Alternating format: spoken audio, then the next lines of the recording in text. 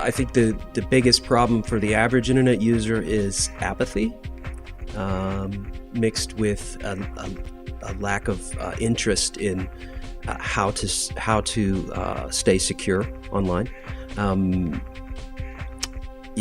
The one of the biggest problems I see with consumers and their security on the internet is they're afraid to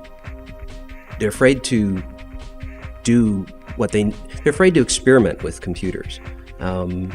They think they might break something, and that's a problem because you never learn that way. Most people learn about security when they have to, when something goes wrong. So I would say the greatest threat to the most persistent and greatest threat that we see today are information stealing keystroke logging programs that are embedded in almost every piece of malware out there. The greatest threat to the security of the user is the keylogger threat, but also the fact that very few users are prepared to have a problem like this, and when they do, they don't know what to do, and they think, well, antivirus is going to detect this bad stuff, and more often than not, it doesn't.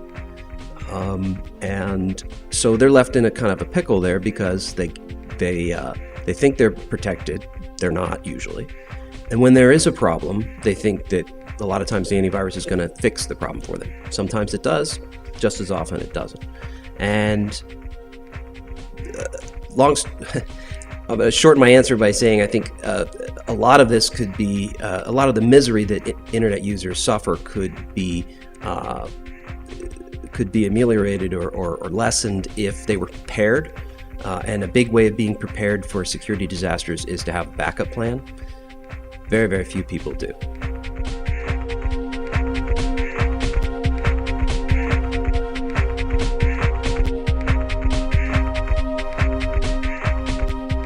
I would say greater automation. There's a lively community of hackers that are building tools that used to require a lot of skill to break into someplace, leave behind a back door, steal the data. Now most of this is automated. So it's to the point where almost every aspect of computer crime has been automated, and there's a service that you can buy or subscribe to that will allow you to basically point and click hacking is what it is. I see that being having a gangbuster future. There are no shortage of very smart people writing these programs, and I think that's.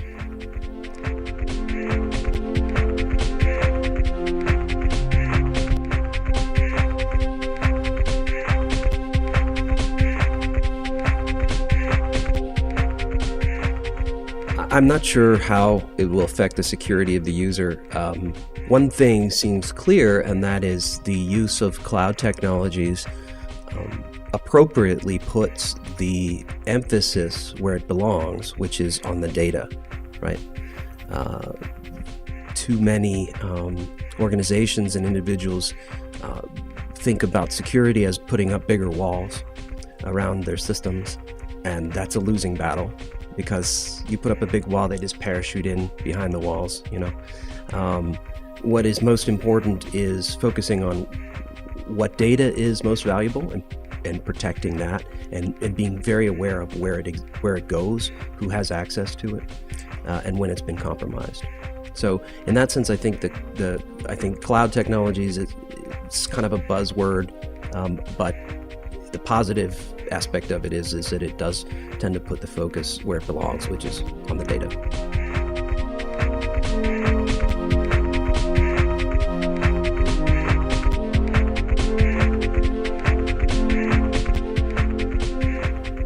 I'm not a cloud computing expert, but I think that the more protection, the better.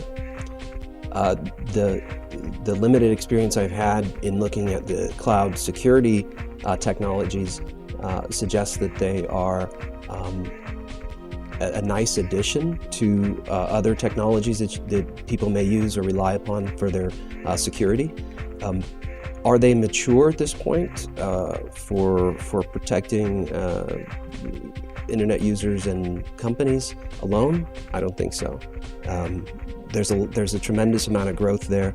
I think leveraging the wisdom of crowds, crowdsourcing about the latest threats out there is very, very promising technology. And it'll be interesting to see where it goes.